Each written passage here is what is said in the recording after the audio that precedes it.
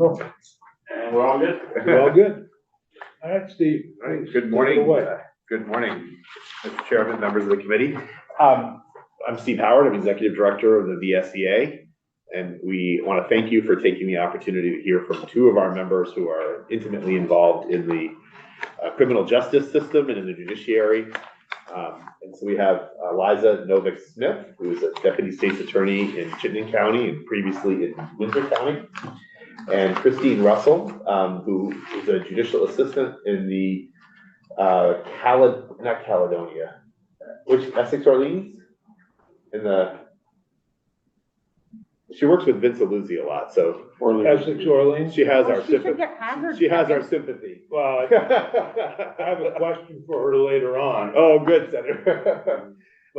Both are chairs of their respective bargaining units. Okay. So that I will turn it over to them and let All talk to them. Whoever would like to go first. I'll let Christine go first, and she's already up there, and I gotta change my seat. Okay. Go ahead, Christine.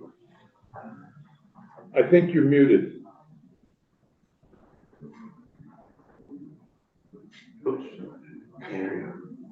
She's not muted. It's on our end or your end?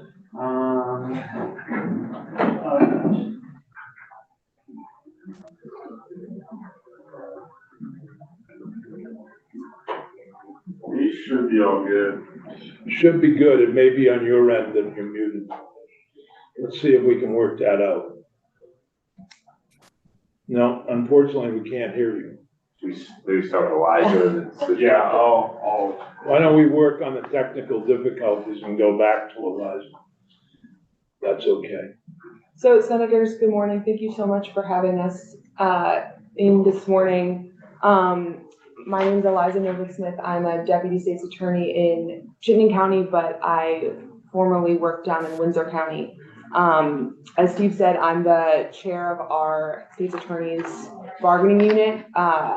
Unlike the Defender General, the State's Attorneys, all positions in the State's Attorney's Office are organized under VSEA, so that includes Deputy State's Attorneys, victim advocates, and all of our administrative staff. There are several different titles that those folks have, but functionally under the umbrella of support and administrative staff. So my experience covers Windsor County and Chittenden County from my experience working in those two places, and then as chair of the bargaining unit and involved in bargaining in our labor management committee for several years. I've gotten an opportunity to get a sense of the ways different offices across the state do their work beyond just extrapolating from the way that the counties that I've worked in do their work. And we're here today, Christine and I, in our different capacities from our different perspectives, to ask for your continued support in advocating for additional positions, both in the Judiciary unit and in the State's Attorneys in my department. I know that the request right now is for about 10 of each of those three bucket categories in my department of Deputy State's Attorneys, victim advocates, and administrative support staff to be distributed across the state. And I want to just highlight a couple of reasons why, from the on-the-ground perspective, those additional positions are really essential. I think I've said in different contexts, although at some of the union legislative meetings earlier this year, in our department, unlike some of the larger state agencies, we have no slack in the line. We don't have any managers. We don't have any central office policy. I mean, we have Tim and John and Evan Meenan. Those are our central office people. Those are the people who do all of the policy work, who sit on all of the committees. We don't have, there are no backbench players. There's no team B. So for instance, when we are out on vacation, out on leave, my caseload, I carry about 450 cases personally. And so do all of my colleagues, and not just in Chittenden County, but in Windsor County and in Rutland County and in Bennington and across the state. There just is, with the existing capacity we have, there is no ability to fill in when things need to be filled in. Part of this is backlog, which I know has been talked about at great length. But it's also just existing cases that are coming in. Folks in our communities across the state are really struggling, and some of those, in some instances, those struggles manifest as interactions with law enforcement that in some of those instances turn into cases that that come to our offices.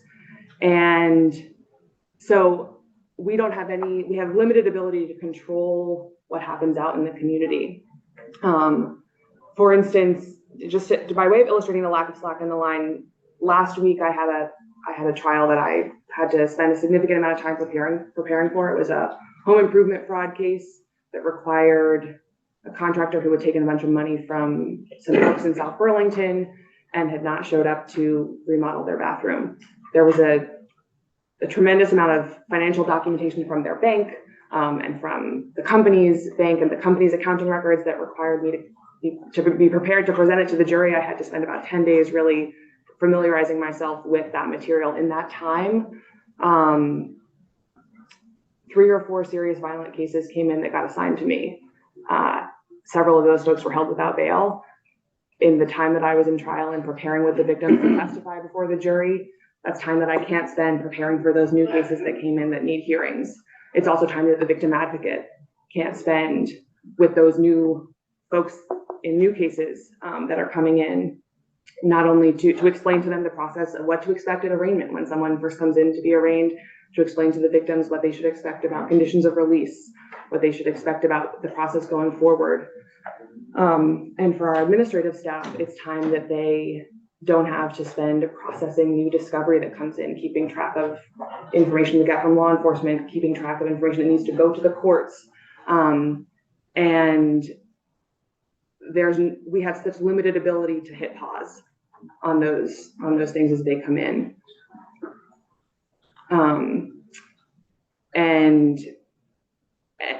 And so now we're playing catch up, and this is just a highlight for me in the last 2 weeks.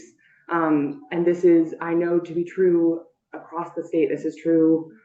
Anytime a big case comes in, this pile on happens, because we have, even if we use diversion programs, we use our treatment court programs to try to get folks who come into our system connected with the appropriate level of resources and services and supervision. But the more complex cases require more of our attention. We have such limited ability to give those more complex cases our attention. And as folks come into the system with more complex needs, both defendants and victims, and members of the community who we're the only office really that is in a position to explain to members of the community who are witnesses, who are family members of victims or of defendants, what to expect, what will happen, what services are available to their loved ones.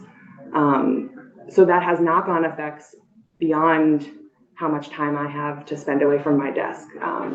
When we can't explain to members in the community how our process works, they lose faith in the system. I listened to a voicemail yesterday from a victim who said they don't want to come in to participate and talk in a sentencing hearing because they have no faith that anything will happen. So to summarize, what you're saying is that the idea that $945,000 can be saved with 9 vacancies in various places within the state's attorneys is unrealistic. And that you actually need the 10 new positions. Yes. That they've requested. But can you speak to that 9 particularly? How that's impacting, they're asking for, the governor's put into his budget that there would be $945,000 in savings by not filling 9 vacancies, whether they're victims advocates, state deputies, or whatever. I'm sure Annie Noonan and John and Tim have given it. What's the impact on you? There are not 9 vacancies right now. We would have to lay off staff, which would not tend to alleviate any of the problems that I've just described. And I know that folks in my department have been in to describe to this committee. Who mails out the notices to victims? It's a little bit different office to office. Okay. The victim advocates are primarily responsible for doing that unless they have, I mean, I got a long thing, my mailbox got knocked over, yeah. outlaw. And, I love the turn of phrase. anyway, so I get this notice. Yeah. You know, it has all kinds of things that are not related to my mailbox. It's hard to be called a mailbox a victim. I'm just asking, I'll ask John. The victim advocates send out the notices in some Seems like they offices. ought to be more to whatever happened to you, not to. To be frank, Senator, many of those notices the victim advocates mail out are form letters because the victim advocates, I feel like I have a lot of cases. The victim advocate in Chittenden County, who has the fewest amount of cases, has 900 cases. She doesn't have the time or the capacity to be more specific Okay. in the mailings that she sends out to those 900 folks because they have rights under statute to be notified every time there's a hearing. I understand. Let's just say that from a victim's point of view, I'll take it up with John. It's overwhelming and it's not particularly helpful. We feel that all the From a victim's point of time. view, it's kind of not relevant to what you're doing. Certainly, I have victims who call our office, and this has been true in Chittenden and in Windsor County, who get one of those notices that you got, and it says hearing to be in person, and they're very concerned that that means they have to show up in person. Right. We need to give them as much information as possible, and they reasonably don't get overwhelmed with that long letter. And it says somewhere in there, you don't need to be in person, Yeah. but of course, that's a lot of information to read every time you get a hearing. And hopefully we have time to get their call and answer their call and explain to them that they do not need to show up in person. It's not a requirement that they come, but it's hard. Thank you so much for being here. Senator Norris has a question. Yes, that quick question. Maybe you're not the one to answer this, whatever, but I certainly like your opinion on it. Is that, up in Franklin County, it does have a direct correlation to budgets or whatever. So up in Franklin County, they dismissed 500 to 700 cases or whatever else. I was just wondering if in fact the courts looked at that throughout the remainder of the counties, I'm sure that must, in conjunction to working with the state attorney's office, I'm sure that would relieve some of your court backlog and it would ease some of the burden on cases that you're presently holding on to, the 750 or 900 cases. Is that something that you think would be doable or? Doable in theory. Identifying those cases and actually doing the paperwork that's necessary to dismiss them also takes a certain amount of time. There's not a button that we can press that does that automatically. And I'm not saying that that number of cases is insignificant. It is certainly significant, but the cases that have been on the list, at least in my time in the state's attorney's department, office that can be dismissed are not cases that take a significant amount of time. They're low-level misdemeanors. They're driving without a license tickets once folks get their license back. They are low-level retail theft cases that get that the person is able to bring in the $100 or $200 and have a dismissal for that, or the victim isn't seeking restitution. So it's time and human resources to identify those cases and actually accomplish getting them dismissed in both my department and in Christine's department to process those cases. Yeah, but all I'm saying is, I mean, money is limited this year, it appears. All I'm saying, I'm just trying to look for a way to possibly ease the burden on the state's attorney's office. And this would be the course, they did it in Franklin County. It's not rocket science. I think it can be done in other counties. Chittenden County at the beginning of the pandemic did waves of dismissals of those low-level cases, as did Windsor County, as did Rutland County, as did Bennington County. Certainly that's something that our offices and the courts are continuing to work on. The backlog at this point is serious cases with victims. Okay, thank you. Sure. And then any other questions? Thank you so much for Sure. being here. It's very helpful to hear from somebody who actually, well, I don't want to put it that way, but somebody who's actually working on the front lines. So thank you for being here. Sure. And from the judiciary perspective, are we working now? My first question is, I saw that Caledonia County also covers northern Essex County, and I wondered how many people live in northern Essex County.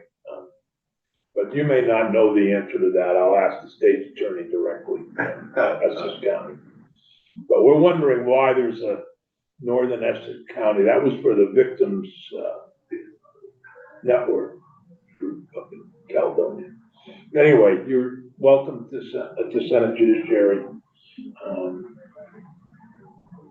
Christine? Good morning. What it's like on the judiciary front. Are you able to hear me now?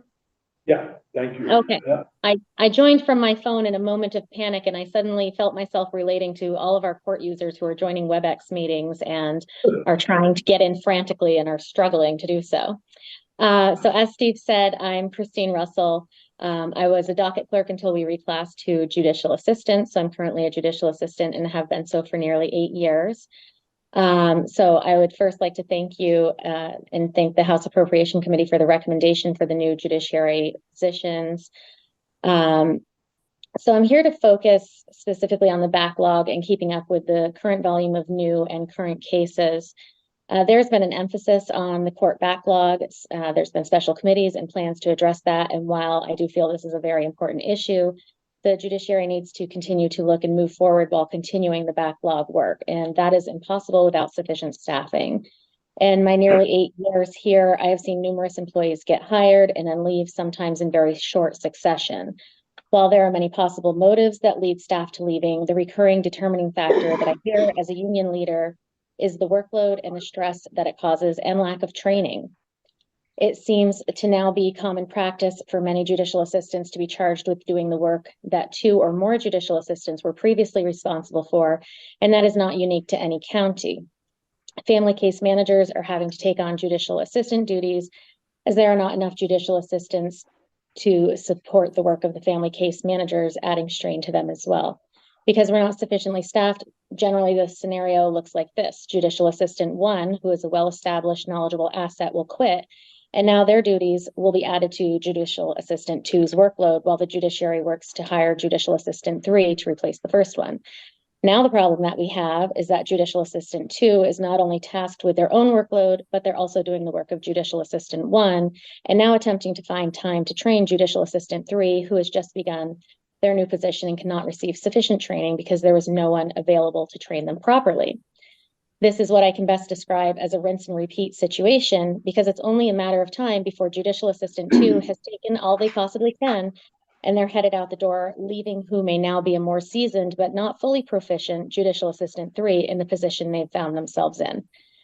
The judiciary is losing valuable and critical staff members due to the workload. In addition, we will be losing the remaining limited service staff at the end of this fiscal year, increasing the burden of the current staff. Unfortunately, with the rate of turnover, many judicial assistants haven't had enough experience to train newer staff members nor support judges adequately.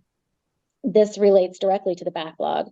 On March 21st, you met with Court Administrator Terry Corsones and Chief Judge Zone, and you specifically questioned the Orleans criminal rate of 65% of cases over the disposition target. Orleans has had only 1 judicial assistant in the criminal division since summer of 2023. The judge is very eager to address this backlog and is working very hard to do so.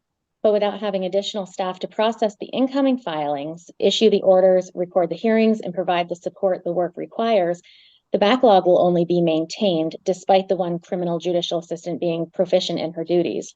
There are still only 40 hours of work in a week, and new cases don't stop getting filed while we work on the old ones. Central service analysts are invaluable to the judicial assistants, family case managers, and probate registers in the current dockets they support, and having more CSA positions available will be incredibly helpful to the dockets they do not currently serve.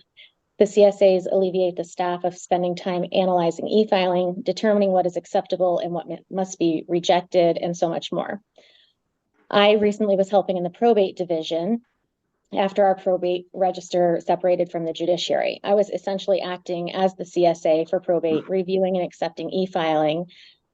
Because I benefit from having a CSA in my docket, it has now been several years since I've had to perform these duties. And I was quickly reminded of how much time and patience this work requires. I'm sorry, were you trying to say something, Senator? No, I was just handing a paper. Oh, okay. Sorry about that. So while this is so time consuming, I wasn't completing the full CSA duties, leaving much of the work to whomever took over processing where I left off. It has been a team effort to keep the probate division running here in Orleans. CSAs have allowed me and fellow judicial assistants to do our work efficiently and allowed us more time to fulfill other duties of a judicial assistant, such as customer service, court reporting, etc. The same goes for the judicial assistants who operate in our information center. Not only do they man our telephones and are able to greatly reduce the number of incoming telephone calls to courthouse-based judicial assistants, but they also perform duties such as fulfilling record requests and accepting payments over the phone. One day a week, we answer our own telephones because the staffing is insufficient in the information center. On those days, our productivity is decreased in the courthouse because we're stopping regularly to answer calls that may range from what is your mailing address to someone who's in distress, like I just was, because their hearing is starting and they cannot log into the WebEx meeting. Sometimes we find that we are having to make customers wait at the customer service. Whoops. Oh, you muted yourself. Can Christine? We lost your voice Did again. I somehow mute myself? Yes. For the last 20 seconds. Yeah, I maybe think your 15 last point regarded the WebEx meetings. The difficulty of logging in for some people to log into WebEx meetings. Sorry about that. It was because I was receiving a telephone call, so it blocked me out. Okay. Yes, I was saying, hold on, let me find my place here. I was saying sometimes we find that we are having to make customers wait at the customer service counter while we are tied up on the telephone. As far as IT and security staff is concerned, I believe that court administrator persons and Chief Judge Zone explained how critical it is that we are well staffed in those areas. Without appropriate numbers of IT specialists, we simply cannot function as a court. Inadequate security is not good for anyone, not just court personnel, but also the court users. In a recent survey conducted by VSCA of its judiciary members, the biggest concern was security. Overall, court staff does not feel safe at work. Just think about that for a moment. Judiciary members do not feel safe working in Vermont courthouses. In closing, I'd just like to say that increasing staffing in each of these areas can only have a positive effect on everyone. Staff morale would increase by having a more equitable workload. We could decrease the backlog while simultaneously maintaining current cases. If the courts were fully staffed, I believe the judiciary would see a significant decrease in turnover, resulting in confident, knowledgeable staff who could provide the best customer service and access to justice for the court users we serve while supporting our judges to the best of our abilities. This will enable the court to resolve legal disputes in a timely manner per the mission statement of the judiciary and provide justice without delay while improving Vermont's confidence in the judicial system. Thank you for allowing me this opportunity to speak with you today. Thank you. I do have one question. You touched on judicial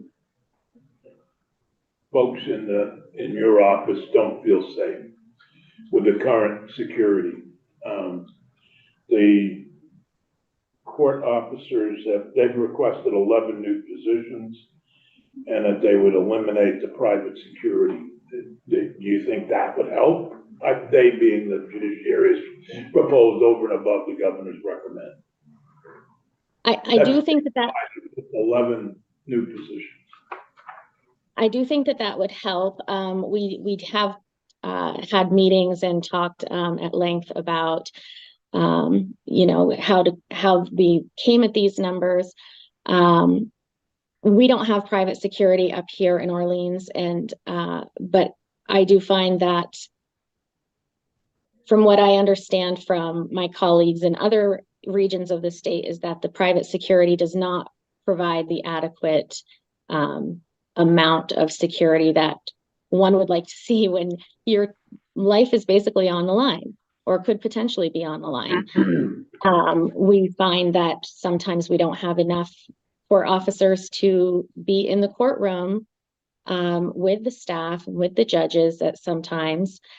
It's not just the security. There are other issues in each individual courthouse where things are not, locks need to be installed on doors. Glass needs to be replaced with some kind of security glass, things of that nature, and that we've been waiting on for long periods of time. And hopefully eventually those items will get resolved. But at least if we have adequate security to protect us from any harm that's coming our way, that's, a measure that may be something that's more imminent. Well, each court, part of the problem with security is each courthouse is different. Yes, and My district in Bennington District, the courthouse that serves Bennington, the criminal division is fairly secure because you gotta go through a lobby. And that for all state offices except, interestingly, probation and parole, for whatever reason. But down at the Superior Court, which is the civil division, you most of the time just have one security officer at the front desk, and, people are coming in to see the county clerk, they're coming in for probate, they're coming in for hearings or whatever, and it's very open. And so you'd be more worried there probably than in the courthouse, in the criminals division. So, but I don't know what it's like in Orleans County and in Essex or in Caledonia, where it's similar. yeah, so we have a county building, which is what I'm currently in and where my desk is situated. And then right next door, we do have a state building. The state building does have much better security. The office that I have my desk in, we have 2 clerk's offices in this building, is right inside the main entrance. And somebody could simply sidestep the metal detector and walk in if someone didn't latch the door properly all the way. So, it's Each building has its own unique security issues. yes, for sure. So at least if we were to have more, human bodies to help us, that's one measure that we can take. Other questions for Christine or Liz? I thank you so much. We appreciate you coming by today and over Zoom, and we'll Thank you very look much. forward to asking former Senator Aluzzi, who was up there in Northern Essex County. I did talk to him this morning and he says hello. All right, thank you. Thank you very much. Thank you, Steve. Thanks, folks. Thank you.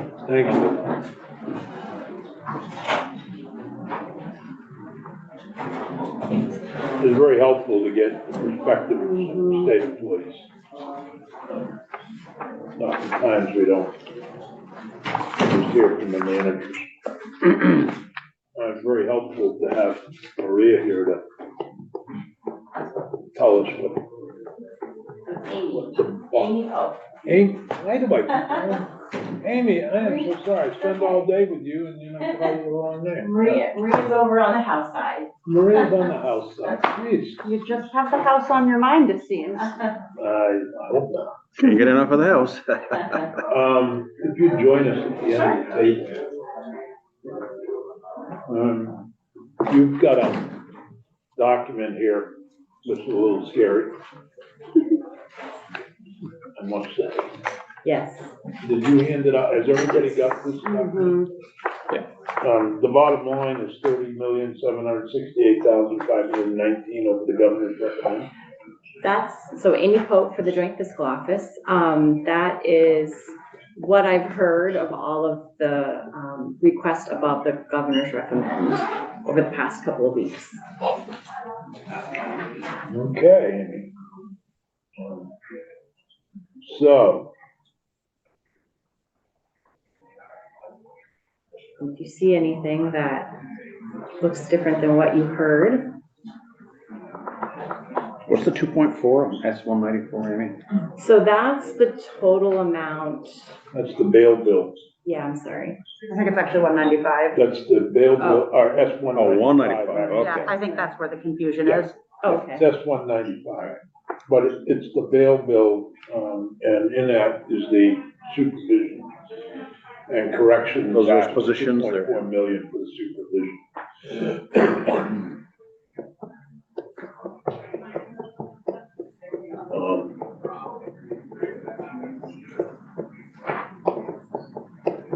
So starting right from the one thing that looking at judiciary, the language access we're required to fund, I believe. So I don't think we have a choice in that. Federal law requires us to do that. So I would check that off.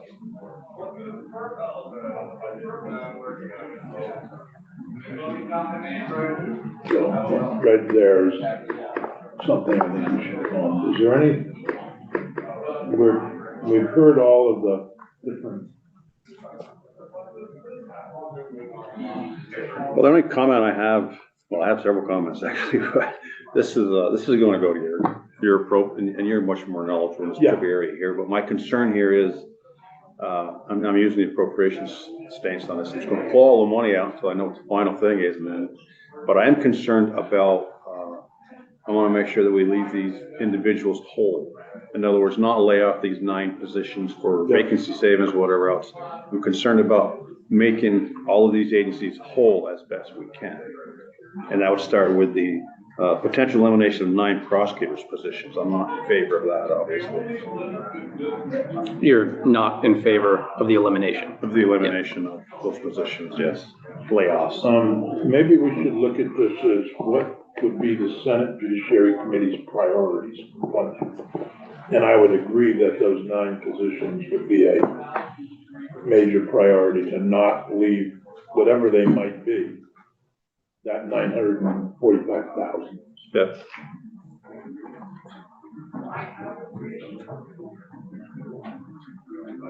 I mean, they're all priorities.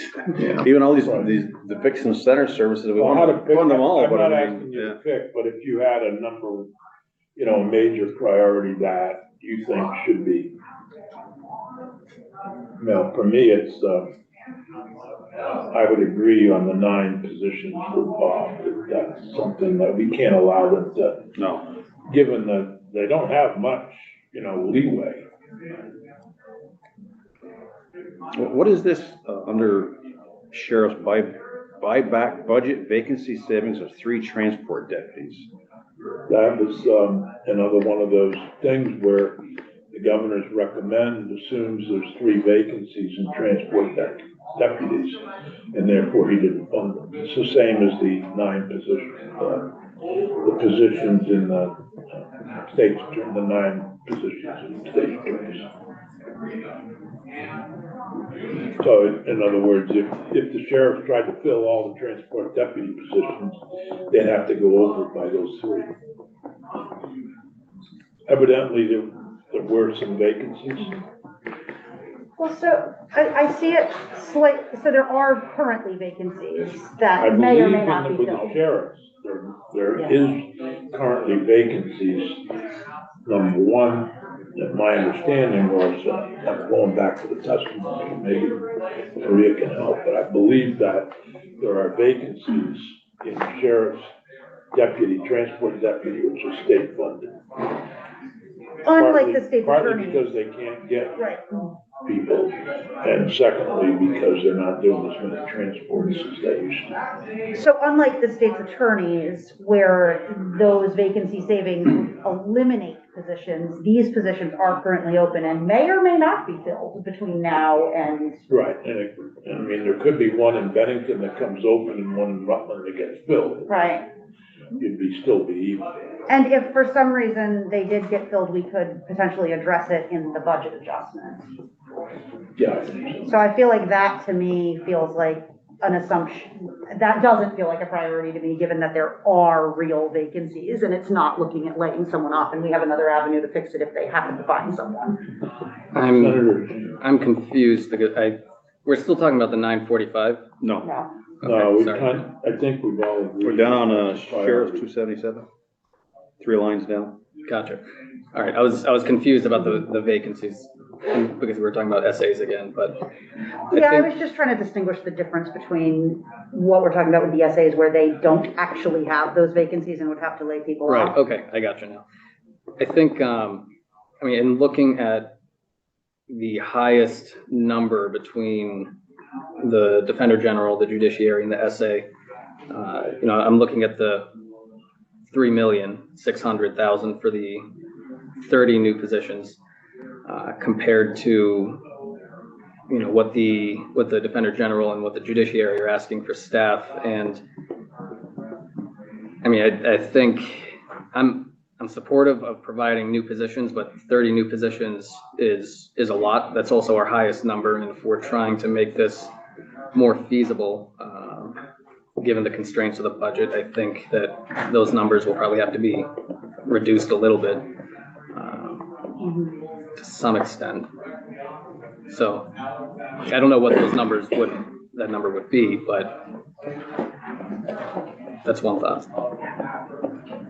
I wonder, and this is a starting point, I'm happy to keep, but I wonder, you know, any increase in those positions in those areas is better than where we're at now.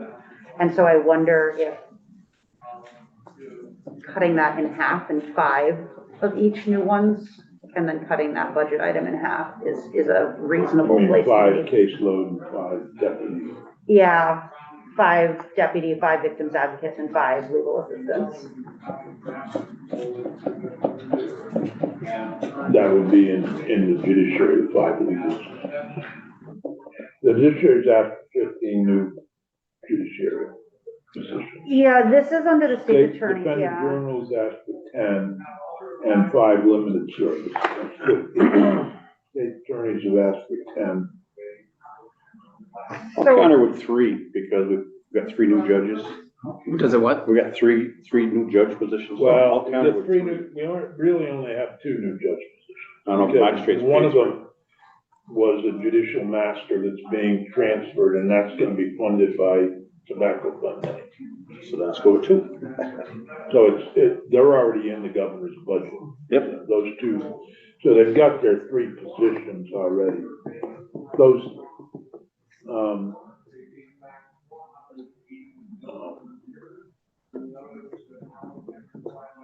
I can tell you the other 2 areas I'd like to see make a priority, but that's entirely up to the committee, obviously, is under the crime victims, the grant administrator's position. Yes. Just due to the fact that if there's money hanging out there at the federal level and they could have access to them, that could alleviate some of their costs in other areas such as the AGO crime victims position. Maybe I'm not saying there is, but there may be something out there. well, And, the 43,500 doesn't cost any money because it's coming from somewhere else. You subtract that money from the, as I understand it, it goes to the AGO instead of being in the crime victims because it's a state employee. And as I understand it, it's so you subtract 43.5 from the victim services and then you add 43.5 to the AGO. But it makes that person, because that person's a state employee, it allows them to receive raises and other things. Is that am I correct on that? Or is somebody losing 43,000? Somebody's gotta pay. I would have to look into it more. What I'm assuming is that this money comes out of the crime victims budget, and so now they want to put it into the AGO's budget. And that's what I think. But Is that not? in their figures that they gave us, I thought that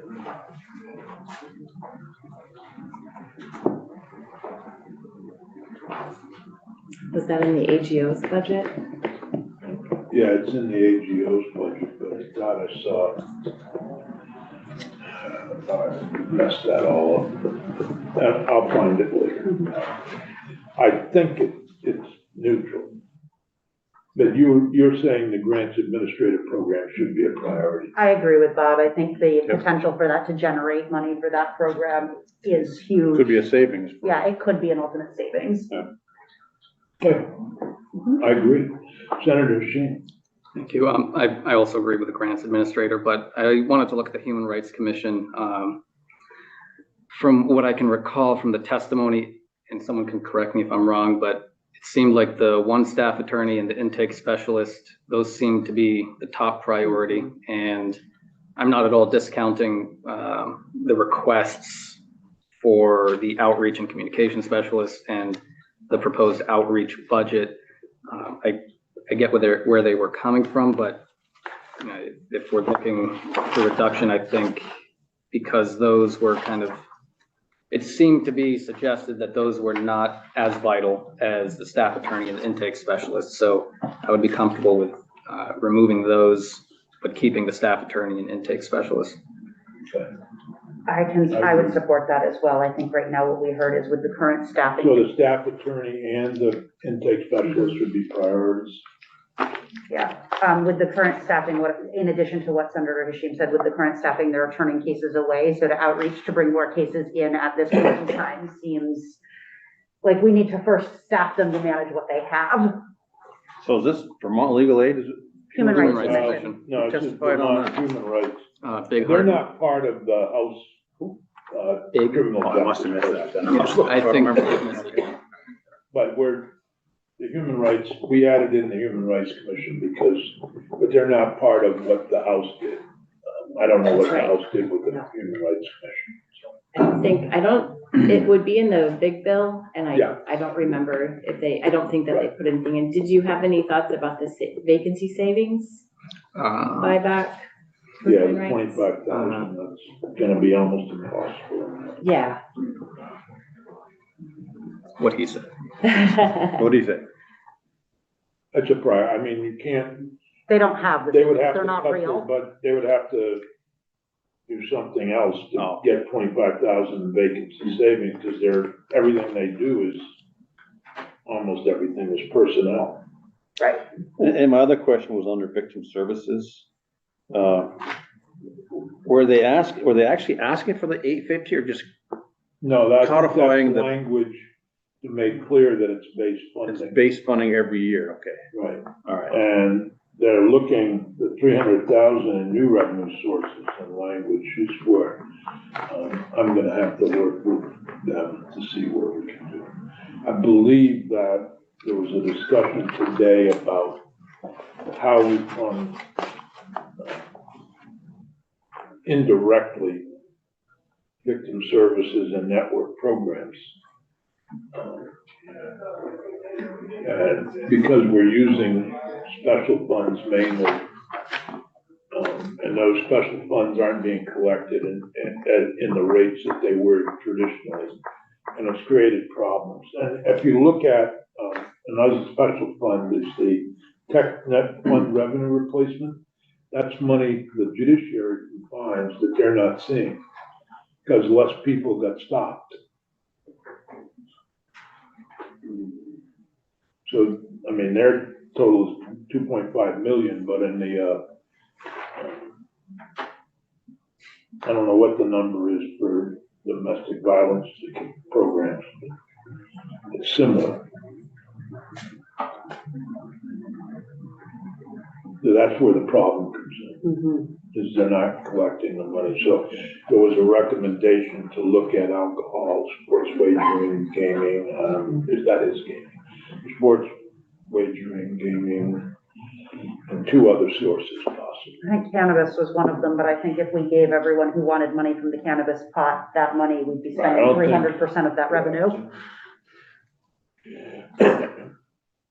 Yeah, I agree. I don't think cannabis is realistic, I don't think so either. but alcohol maybe. Yeah. I don't, and I think the other was firearms. Firearms, yep, that was the other one that was I'm mentioned. not sure what kind of money is in that. We'd have to know. I don't know what kind of money comes in from those revenues. Is there any way to get that information? Is there Do any we have a place for tax that? currently, other than sales tax on ammunition? Oh, so I asked JFO, and they said they didn't think there was any tax, that it's been discussed, but nothing specific, a sales tax possibly, that's what they were going to look into. Well, I'm gonna just say that I don't want that bad this year. I mean, I think it makes sense, Well, but I also understand where you're coming from. Right. But I'd be Yeah, curious to know what type of revenue, perhaps like a 1% tax on firearm and ammunition Okay, sales yeah. would bring in. I can ask. well, Don't we already have a federal tax on I ammunition? think we Yeah. do. And There is. Yeah, fishing you and pay what- a sales tax You when pay you sales buy tax already. buy ammunition or firearms, I It says believe. there's a federal excise tax on firearms and ammunition. Yes. But not. There's not a specific sales state. tax on firearms? No, it's like a federal excise tax. Huh. And Two then, different entities that Mhm. tax. and they think that there's, it's subject to Vermont sales tax, but they were just checking in on that. I don't know if it is or isn't. I haven't bought any. It's been a while since I've purchased any as well. So. All right. So is Any the other- 2.4 included in this, Senator Sears, or? Yeah. Yes, it is. It's in the 30 million. Okay, so that brings me to,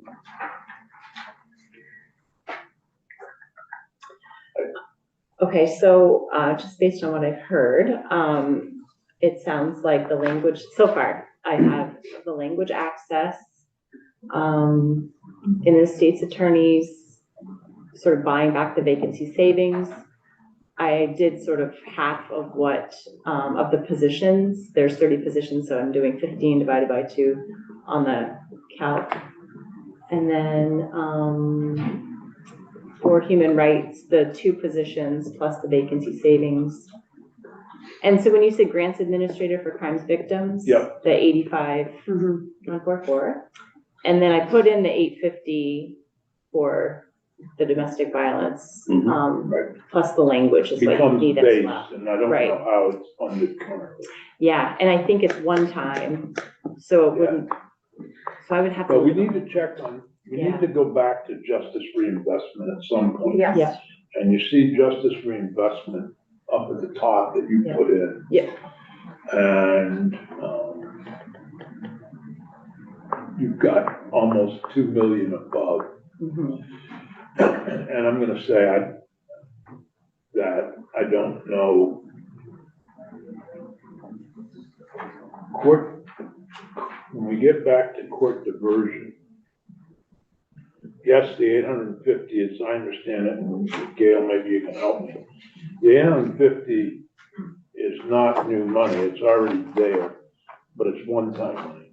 So the 550 is in the DOC budget, base budget, as I understand it from information I got yesterday. The 300,000 was funded with the Justice Reinvestment Funds this current fiscal year.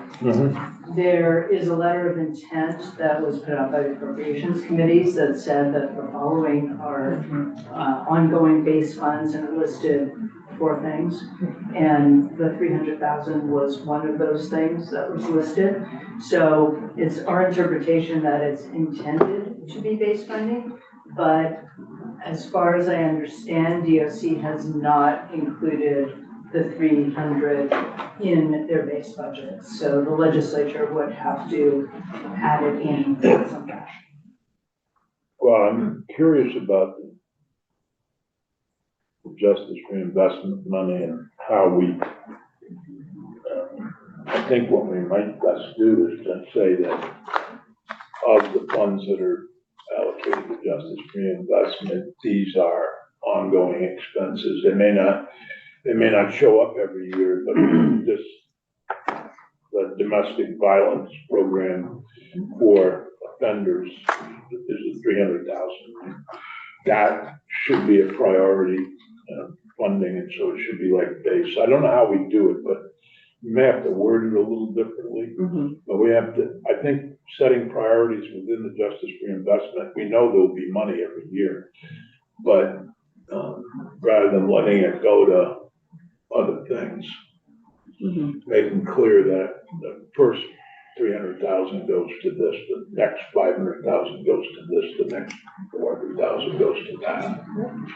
so, I'm a little confused, I guess, with, sometimes it doesn't take much, but.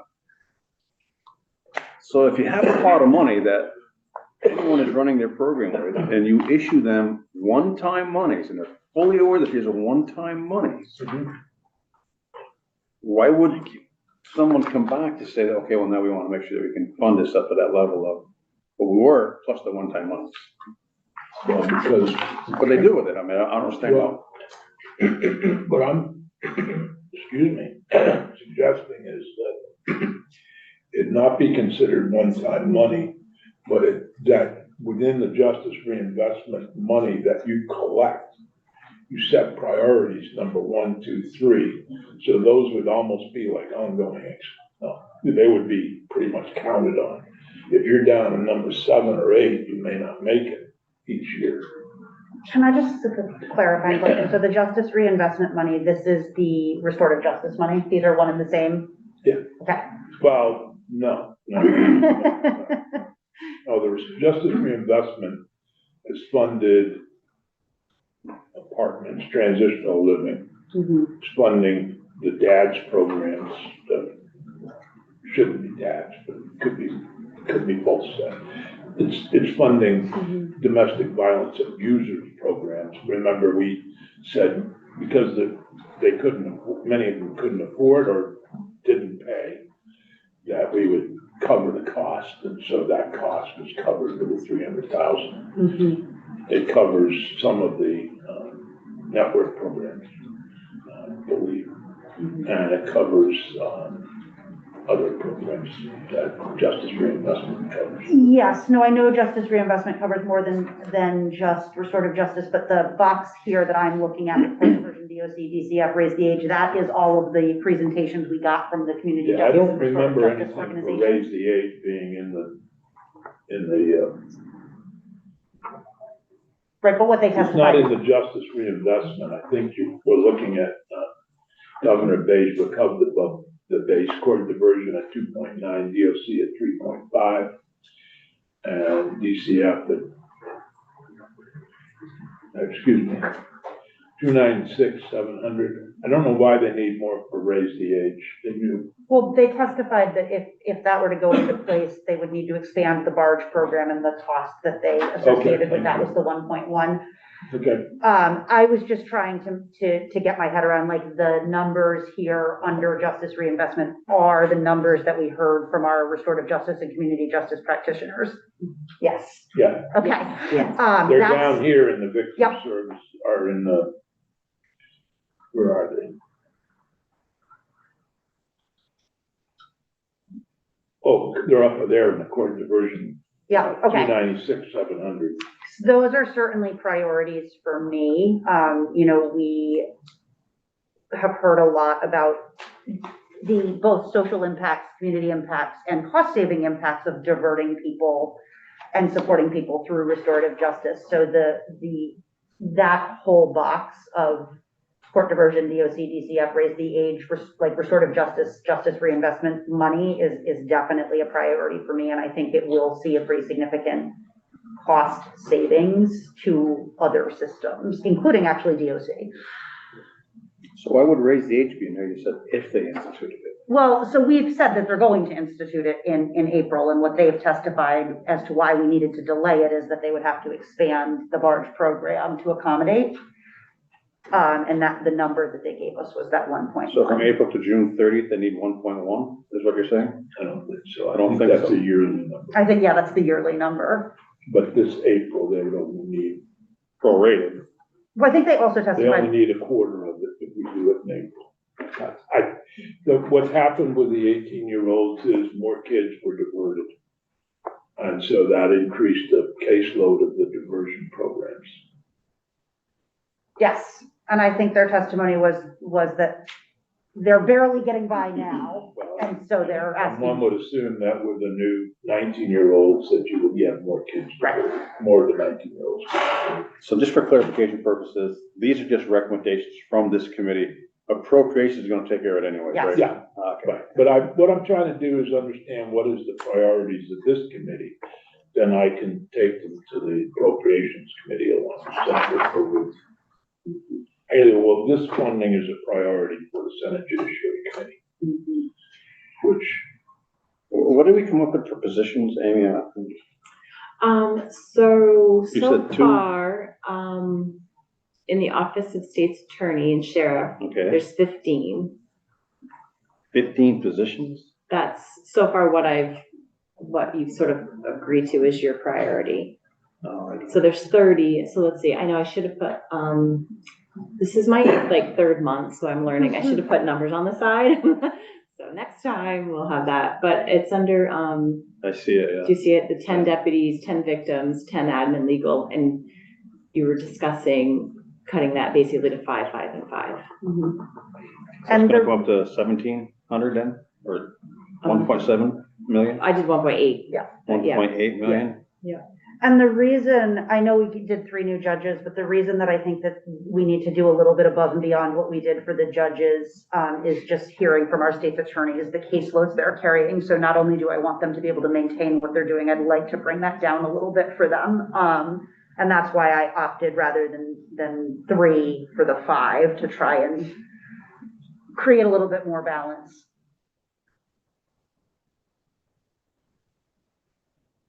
Just for my own to understand, we're looking at a total of $2 million as a priority in the court diversion.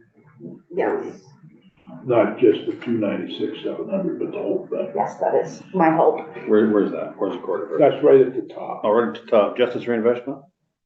Well, no, Court diversion, okay, I'm It's- looking yeah. that's what's Under confusing. justice. It's under court I'm diversion. looking for a header here, yeah. It's also RJ and community justice is all sort of lumped in there as But it's the written. I think the DOC would be the barge program, their program. The 250 is the DCF barge program.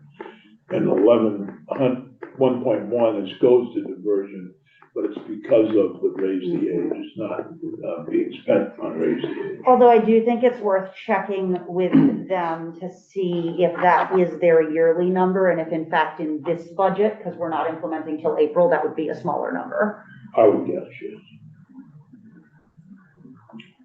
I'm sure they'd take it. Oh, yeah, well, I'm sure, and if we had it to give to them, I would absolutely do it. I'm a little confused on where we're at with that.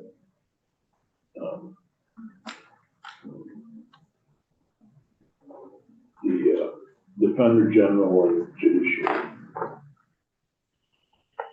Did anybody see that? Yeah,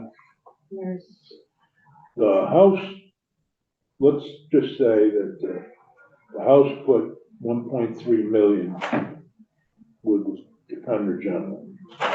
Now, I realize that's half year, but if we funded 1.3 million, that's half of what he requested. And then if we looked at what they did for the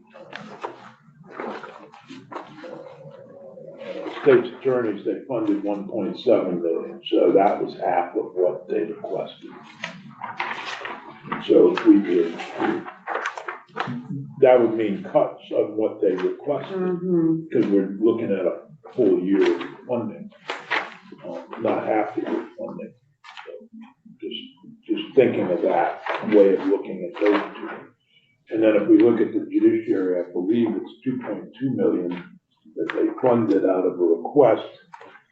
That was 6 million, so I don't know how that, what didn't get put in there? What didn't they put in? You know? For judiciary? Yeah, it says Mhm. total request 4.8, total prorated 2.2 million. Yep, But the judiciary requested 6 million, so something didn't even make it in there. yep, so according to the fiscal note for H8080, they included 27 positions, the language access piece, contracts for sheriffs, and the court technology fund. Those are the 4 items that they Okay. funded for 2.26, yeah. But they didn't fund the S17 judiciary court security. That would be- They did not. It looks like 10 judicial assistants, 2 IT help desk, 2 centralized service analysts, a database administrator, and 10 judicial officers. So it sounds like, So that, they didn't fund the S17. Are the judicial officers, is that something that's, I think it's half. They did 11, and I think S17 said 21. Yeah, I think. Does that sound right? Yeah, okay. so half. I have a question. So you were also talking about the Defender General, and I'm looking back at the slides, and the 10 caseload relief contractors for 1.283. Matt testified that without that 1.283, we'd be looking at 13 million in contract spending. So I would prioritize spending the 1.2, so we don't have to spend 13.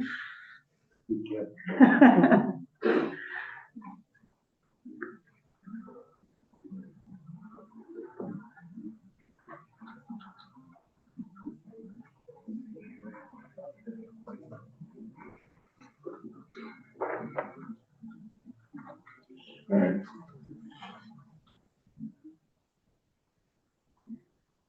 Would you like to know what your total is so far? No. Probably It's kind of scary. Well, Probably not, but, yeah, If you include S-195, that's right, S-1, do I have that number Yeah, right? I'm the- sorry about yeah. that before. the 2.4. 2.4, you're at 10.75 million. Yeah, Over? over the governor's mark. Over the governors, yeah, so 8.35 million without S-195, and then 10.75 with it. And that includes what? Okay, good.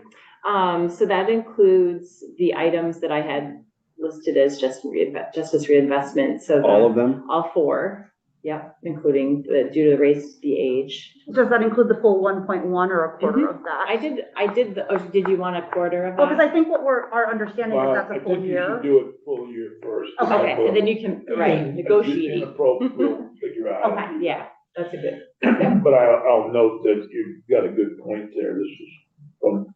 and I can Maybe follow up someone if you'd like who's six with DCF. That'd be great. So the 10, that's 10.7 right there. That's 2.7 above the governor. That is 2, 2.7, okay. Just two. just 2, yeah. Just 2. And then for Office of Defender General, I have 1.28 million. For, that eliminates the possibility of other larger costs of 13 million. Then, 120,000 for language access and judiciary. Mhm. And then 2 items in the Office of State's Attorneys and Sheriffs, the 945 for vacancy savings, and then 1.8 million for 15 positions. And for human rights, we've got the 2, I have not documented this well, 2 positions plus the vacancy savings by that. And then for crime victims, 85,000 for the grants administrator, and then 850 in victim services. Question about the 850 for victim services. And I know it's kind of an outstanding question, but my understanding from the conversation is that money is already in the budget. It is simply in the budget as one-time spending, so that's not gonna be additional Oh, spending. that's right. Right. So I can take that out, but I'm going to leave it as a note, because I want to make sure that it's actually in that house budget. 550 is, I'm sorry. No, go ahead, yeah. Gil's got something up in the hour. 550,000, I was told is already built into the DOC. So it's a 300,000. So it's 300,000 that we would add. Okay, that is helpful. The other thing, that as I'm looking at this and I'm seeing that we've sort of prioritized something in all the places, for legal aid, the legal, or they talked, well, their budget's not quite as broken out as I might like. Oh, no, it is. The critical positions for housing, the downstream impact of someone becoming houseless and the impact on all of our systems, being incredibly high. I would like to prioritize at least one, if not both of those positions and projects within their housing retention. And they put that at 730,000. For 2 positions?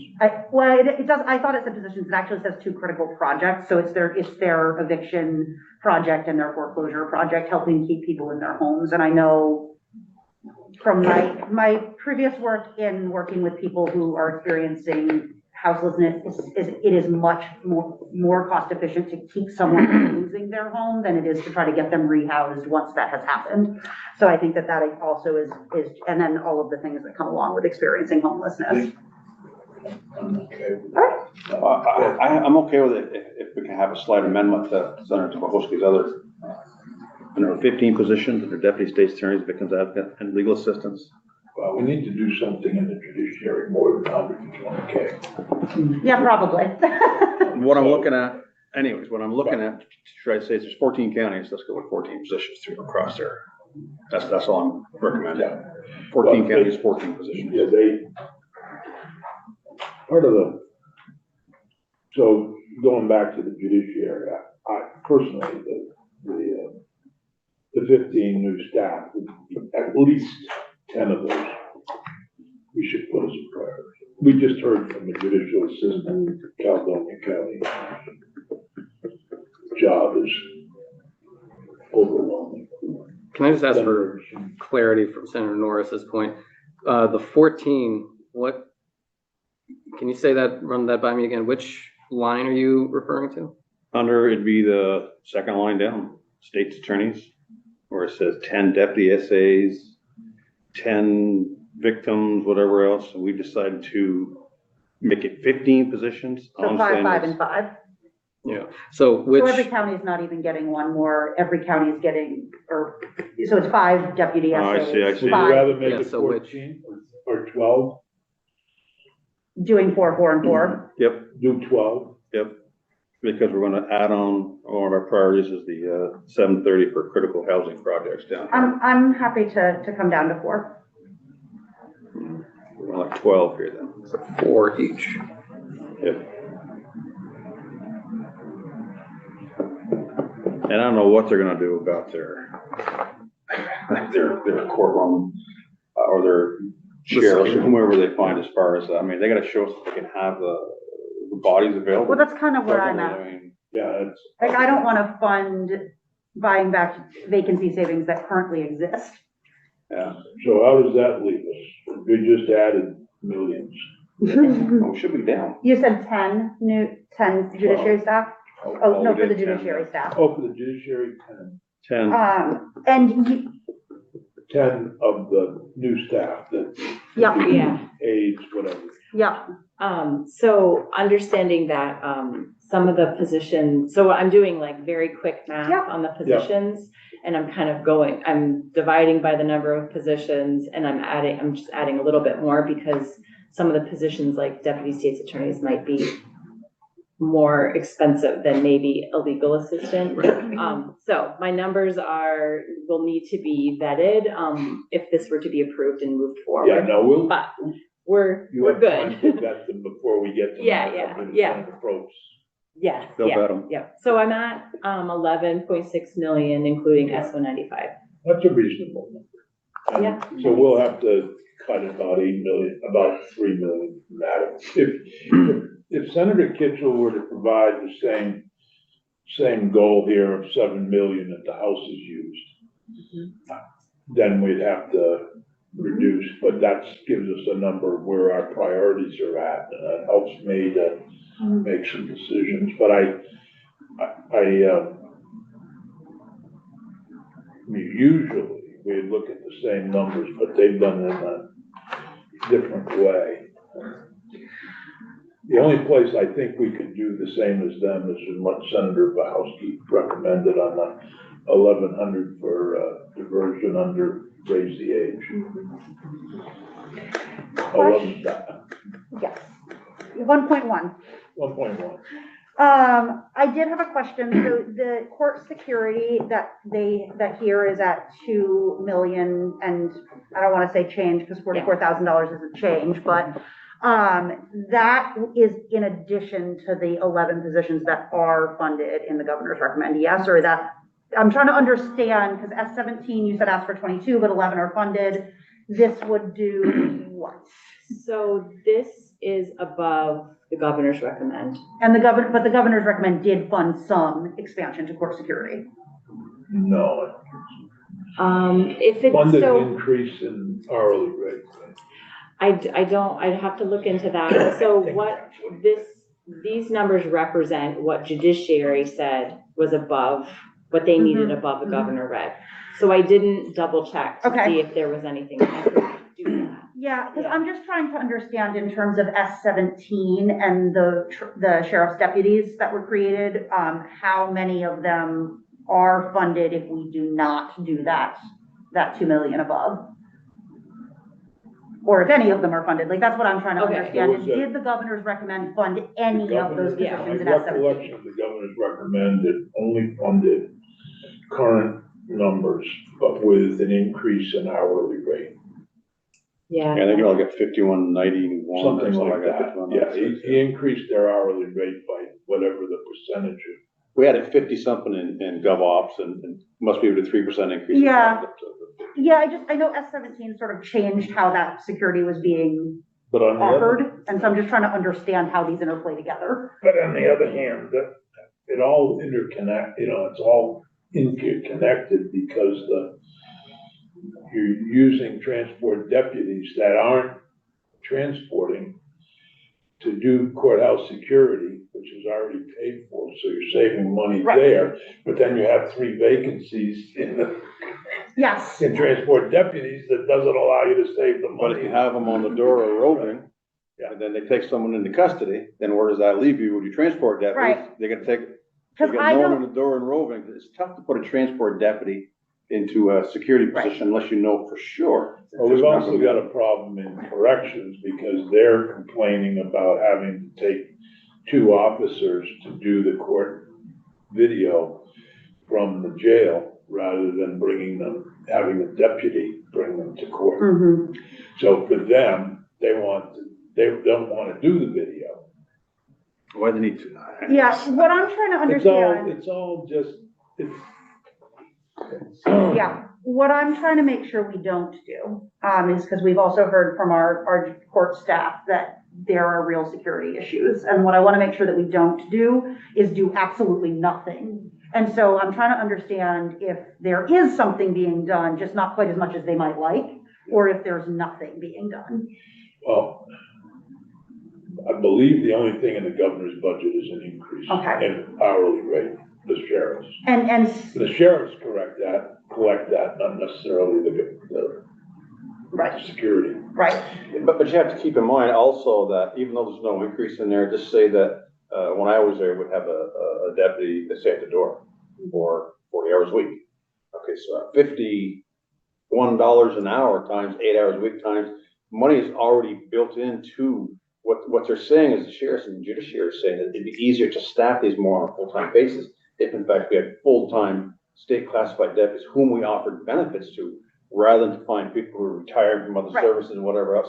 So there's still a pot of money there if they do find that. But in the following year, I think they could follow up with, okay, now we've hired a position or 2 Okay. positions. yeah, I knew that there was that structural transition, and I wanted to make sure that money was there to start making that structural Part of transition. the challenge is also that every courthouse is different. And, the security that's needed in one courthouse might leave another courthouse lacking that she described, she being Christine, I think her name was described. Yeah, and you have to take it in increments. I mean, that's all you can do. I mean, Washington County has a lot of deputies in it. Rutland County has a lot of Well, we deputies. seem to have a lot of deputies here. Well, we're working on that, getting some capital police officers in here, so. Well, we're gonna get our security briefing next week. All right. That we missed because Oh, we were up on the floor. We missed our security briefing Tuesday. Amy, mm-hmm, our total number does include S95, correct? Yes. Okay, it perfect. does. Because I didn't have it highlighted as a priority for this committee, but I would assume that given that that was this committee's bill, it would be a priority for this committee. Yeah, 11.6 is where Awesome. we are at. Awesome. 11.6, that's Mm-hmm. That's a